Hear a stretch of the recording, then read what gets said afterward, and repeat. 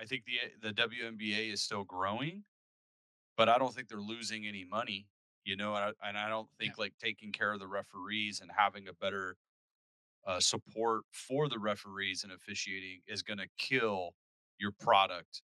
It's not gonna break your bottom line on any of these leagues to take care of officiating.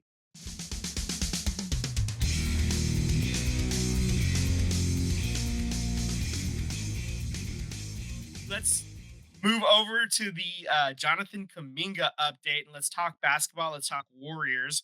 And so the Warriors asking price, according to Anthony Slater, was reportedly at least one first round pick, one good young player, and no bad contracts in return. I mean, it would make sense that that's what you would ask for, right? I mean, Yeah, you We're gotta ask looking for a for the king's ransom. perfect deal. yeah, exactly. Danny Ainge can't be the only one with these lopsided trade I requests here. know. I know, right? Yeah.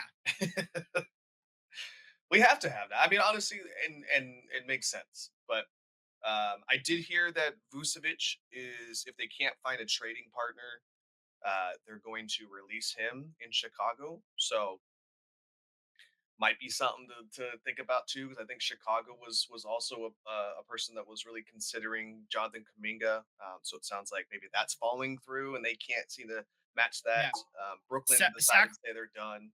yeah, Sacramento and I think Phoenix, I think were the two big teams that they were like really, really trying. But so far there's not they're not offering anything that the Warriors are interested in. So what can you do, right? The Yeah, Warriors don't want Malik Monk. I mean, that's it.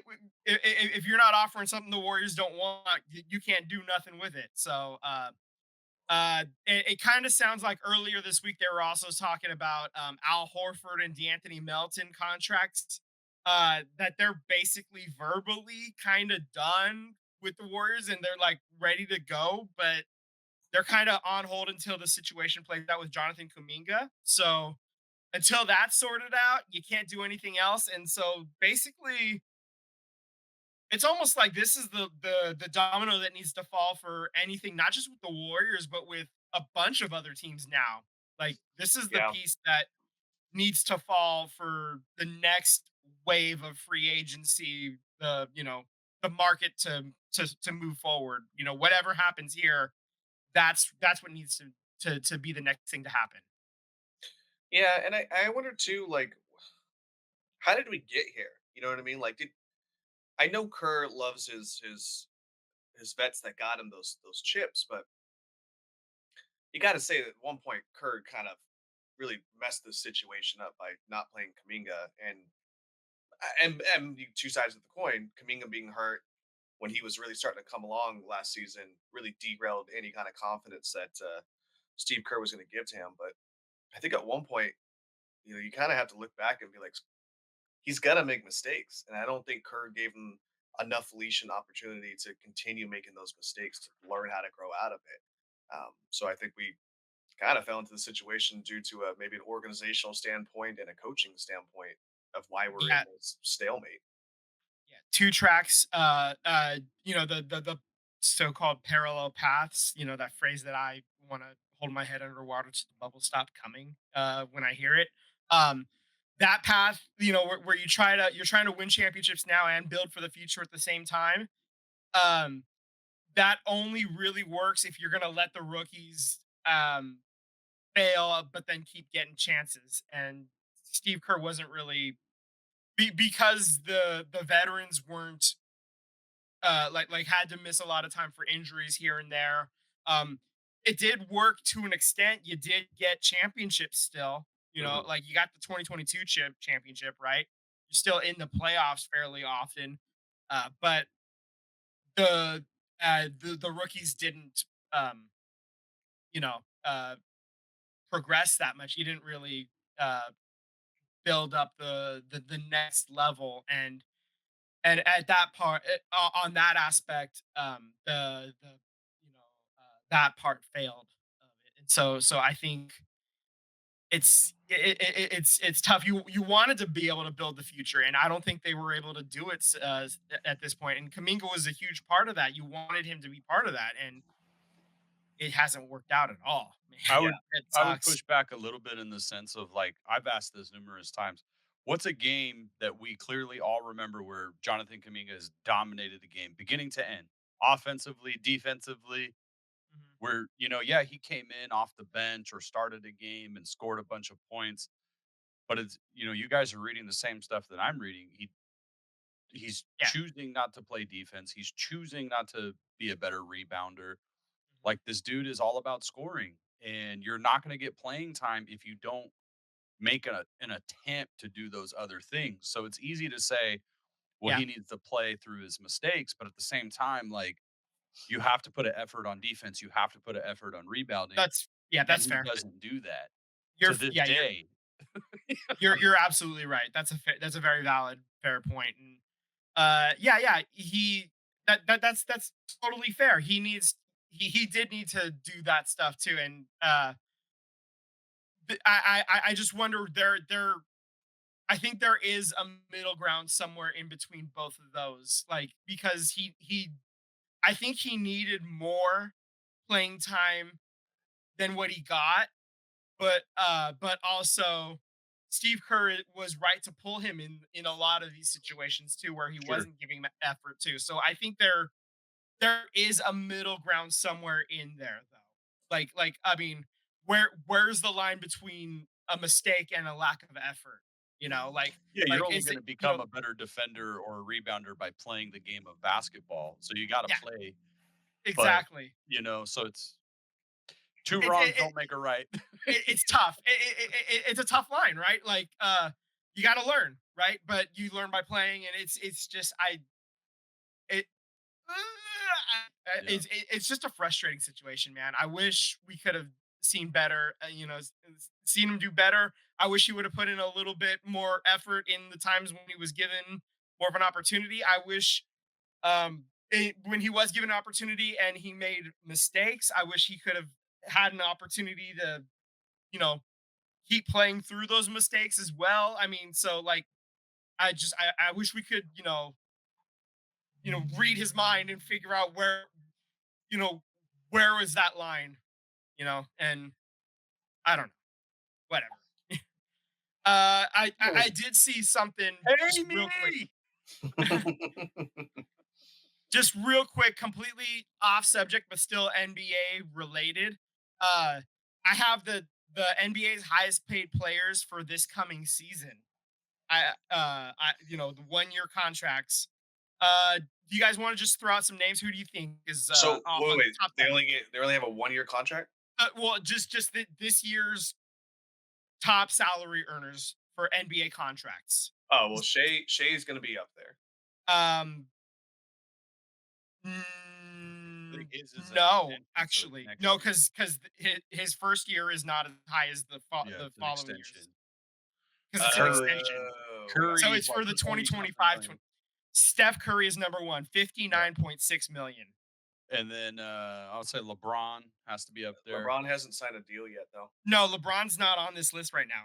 He hasn't signed a deal yet. Oh, He's because he still. hasn't signed the offer. Yeah, Mhm. exactly. Luca. Uh, He hasn't signed his extension either. Luca's not on this. No. Um. Okay, if it's obviously Curry number one, I'd Yeah. say number two. Go through the list of players. List of players. List of players. Uh, Giannis is still under contract, so I'm going to say Giannis. Giannis is number four, Yeah. 54.2 million. Jokic should probably be number three. Jokic is number two, Okay. 55.3. I'll give you a hint. Somebody's tied with Jokic for two.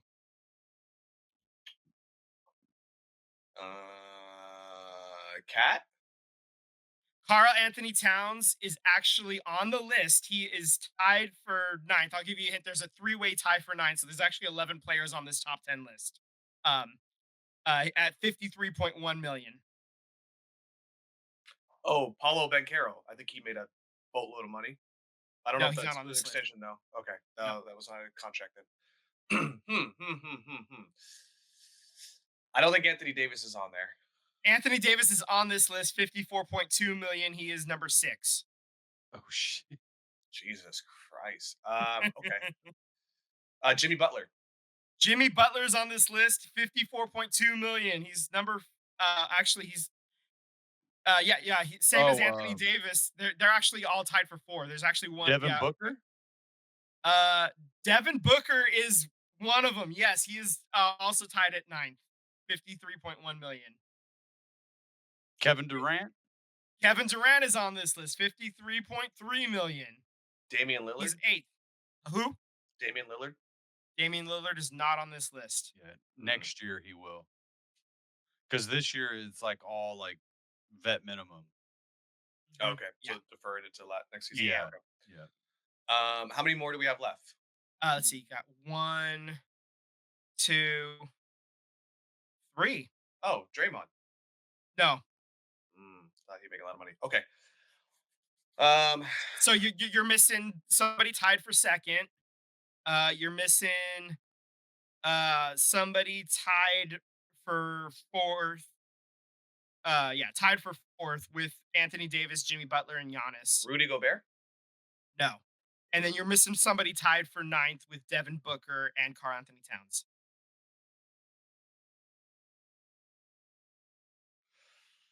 Mm, Brun Cleveland. Donovan Mitchell. No. Who'd you say, Damn, Sam? Brunson. Brunson? No. No, not quite. Okay. All right. So there's you no know way what? Julius Randle's on this list. Julius Randle is not on this list. Okay. Okay, you know what? I'm gonna call it right here. But you guys did pretty good. You got 8 out of 11. So who you're missing right now? Tied for second with Jokic is Joel Embiid Oh, I at forgot about him. 55.3. And Forgot then he was playing.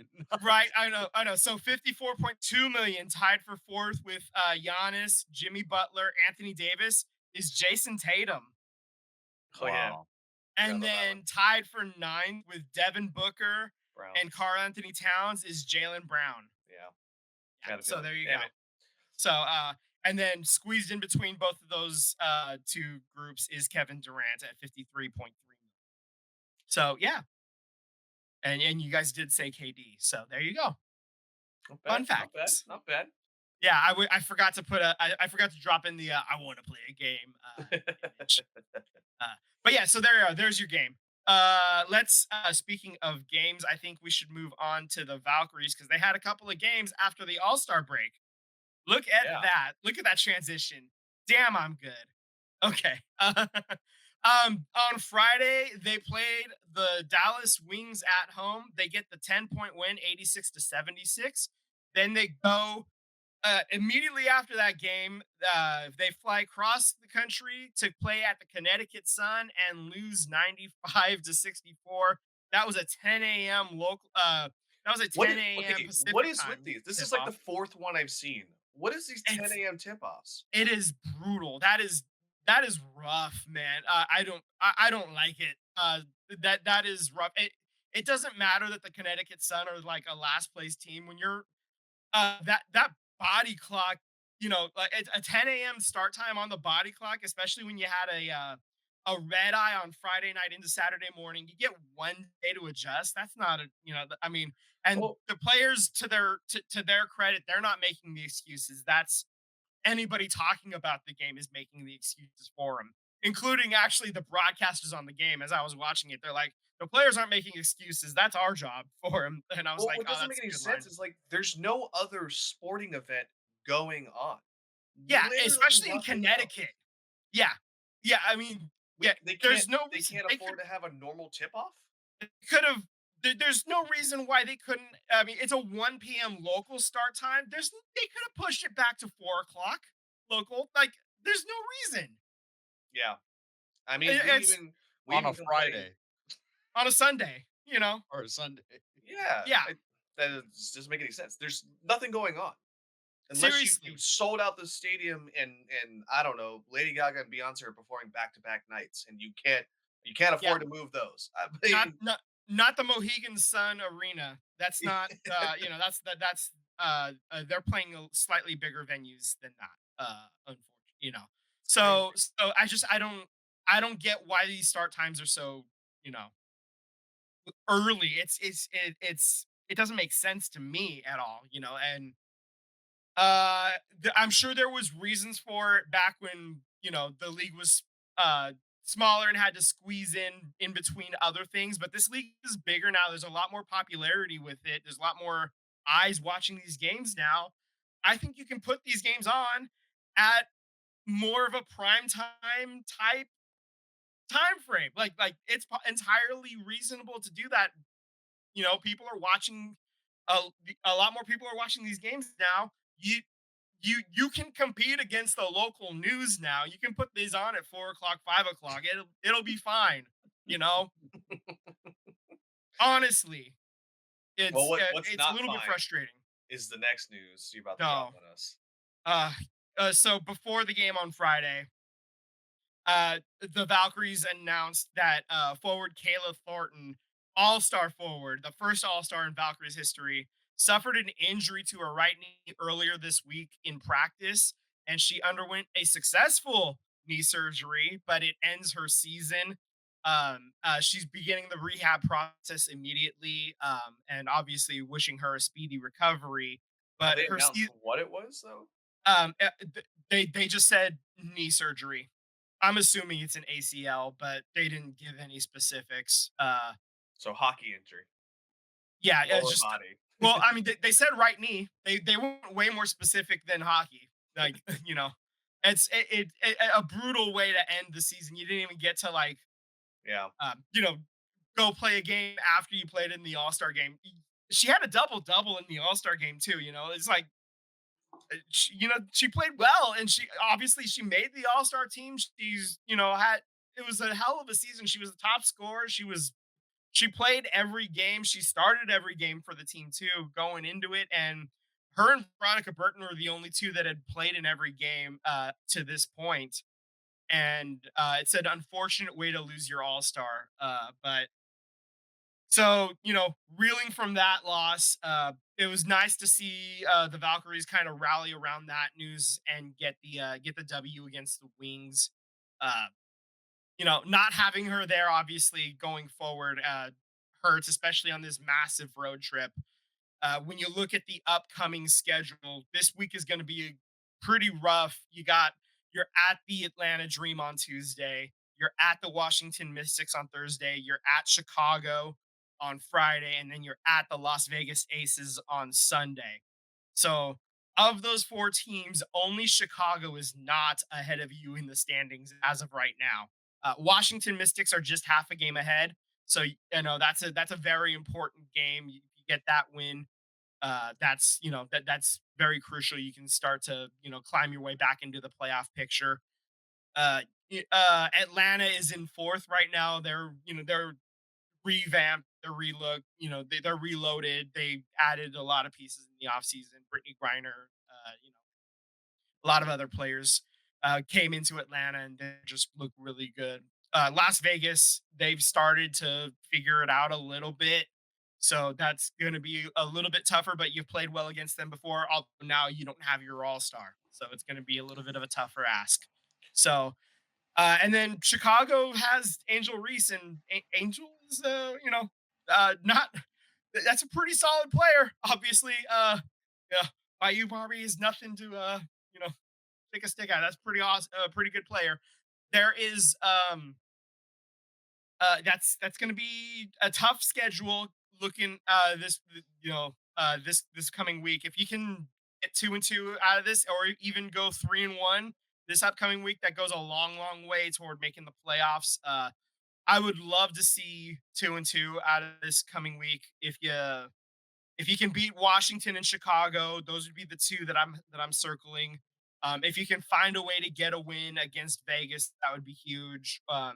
If you catch Atlanta napping, sleeping on you, and get a surprise W there, that would be even bigger as well. So just whatever you do, try to get. Obviously, you're trying to win every game, right? But Yeah. I do say gonna be watching tough. some of these games, Hmm. I feel like if it's not being talked about, it's gonna be talked about soon. But the refereeing in WNBA is it's It's getting awful. kind of borderline It's awful. it's Like, It funny is you mentioned awful. that. There's an because article on in the Chronicle by Megan and Jemny, I think is how you say her name. She basically does the women's sport. She's on the women's sports beat, so a lot of AFC, a lot of Valkyries coverage. She actually wrote an article about refereeing in the WNBA, and it sounds like it's not any worse than it has been, but because there's more eyes on it, that's it's getting talked about a lot more now. So that's well, my biggest issue is, yeah, you're mm, obviously missing some calls it happens, like referees miss calls, but there's a difference between missing a call and controlling the emotions of the players on the court. And the referees are missing blatant calls that are causing a lot more physicality to happen. And a part of me wonders if they're just letting that happen. So that way, if there is, let's say, a fight, for instance, what does it do? It brings more viewership. I don't know if that's the way they want to go. Maybe that's just my thought process of why it's so bad, but it does seem like the officiating is not excuse me, just Marissa terrible. and Jemmy. Sorry, Yeah, I the got officiating is not just terrible, but it's not controlled environment, and they're just letting anything happen. And a lot of texts are happening out of basically retaliation calls because they didn't get a call a certain way. That was pretty blatant and obvious, right? So I don't know. It's just what I've been noticing. It seems like it's kind of getting rumbling and talked about more and more, but I'm curious if they're letting that happen just to see if they can get more viewership, so more people watching it. More people that are not watching the Valkyries or not watching Indiana and all that stuff. So just kind of curiosity. yeah. I I don't don't know. know, but they need to improve because you Yeah, shouldn't have sports writers and podcasters and media talking about your game and about how crappy the officiating is. Of course, there's going to be blown calls in every sport in every league. That's one thing, but to forget what side, team, to forget what is going on during the game, which I have seen numerous times this season, and not just across the league, specifically like with the Valkyrie, because that's pretty much the team that I watch when I do sit down and watch a game.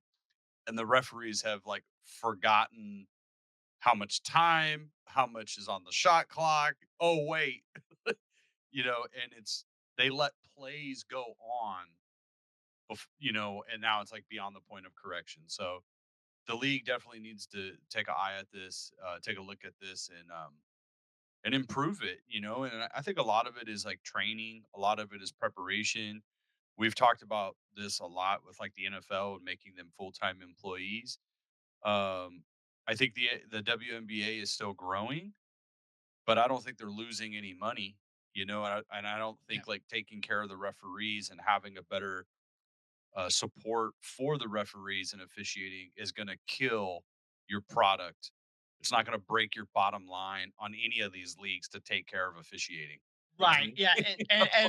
The article, Marissa and Jemmy's article specifically calls out the pay structure. Right now, it's like the WNBA is basically getting the referees that couldn't quite cut it in the NBA. So you're getting the ones that are the rest that weren't quite good enough for the NBA, but are better than the college referees. So it's you Sure, get those weird middle ground, the ones that do like G League and stuff like that too. So sure. it's like a weird middle ground there. So invest a little bit more, get better training, things like that. That's all the stuff that they're talking about. Discuss, they're gonna ongoing discussions is what Kathy Engelbert, the commissioner, said, and we're listening to feedback and blah blah blah blah blah blah blah. So it sounds like that's stuff that they're going to that they may that they're going to talk about at least. I don't know if any action is going to be taken on it, but at least they are hearing people complain about it. Yeah, So and right now that's what we got right now is just make it known, make it heard. That's it. Yeah, So of course. sounds good. uh let's see, couple other just WNB notes in general. Cameron Brink is returning tomorrow. So she had the ACL injury last year, ended her rookie season short. She was on pace to like challenge Caitlin Clark maybe a little bit for Rookie of the Year. Caitlin Clark was probably going to win it the entire way, but she would have at least made it a fighting chance along with Angel Reese. That would have been a quite the three-headed battle heading into the end of the year. But she's back starting tonight or tomorrow night, excuse me. So that's exciting. They're playing the Las Vegas Aces, the Los Angeles Sparks. So that's going to be a lot of fun seeing how the new reconstituted knee reacts It is to crazy that. how fast, modern science and athletes healing up. I mean, I just saw a video that Jason Tatum is walking around after Yeah, two and a half 3 months. months. Yeah, Yeah, 3 months. that's Dude doesn't even have a boot on anymore. yeah. Wild. Had an Yeah, Achilles injury 2.5 months ago walking. yeah. It's crazy. Wild. WTF, Christian Wilkins? What's going One other news that we didn't talk about last time. Uh, we did mention that Portland is getting an expansion team. Their official name is going to be the Portland Fire. For those of you that weren't around the last time Portland had a team name, their team name was the Portland Fire. So yes, they are bringing the name back. They are so that's pretty exciting.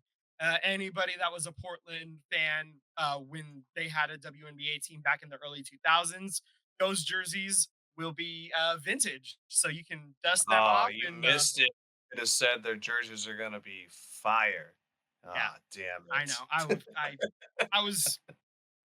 I'm not trying to make every. I'm not. That one was too easy. I'm not trying to hit every pun. You know. I mean, You had a chance and you it was blew it. it was on I the know. T-ball for you, you know? I know. I know. I know it We need was. like a dunk button where like Yeah. it like washes, Wah, wah. Yeah. yeah. I don't know. Like, yeah, a gong or something for when I That is a missed. very unique name for uh, well, let's say a city that's surrounded by trees and, lucky. I mean, to name your team Fire seems weird. Right. Well, their Yeah. logo is also like a flame, but a rose. Yeah. Like, Yeah. Yeah. Yeah.